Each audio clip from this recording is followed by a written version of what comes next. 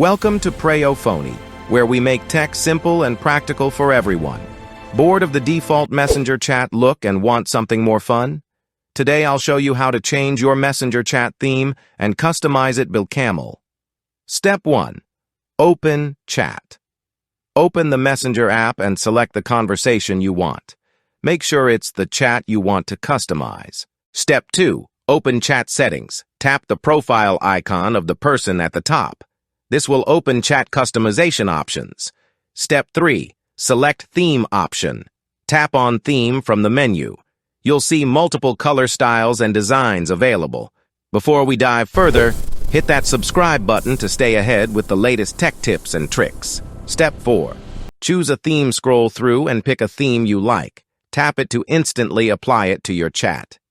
Step 5. Customize emoji. Tap on emoji to change your quick reaction icon. Select any emoji you want for faster replies. Step 6. Understand changes.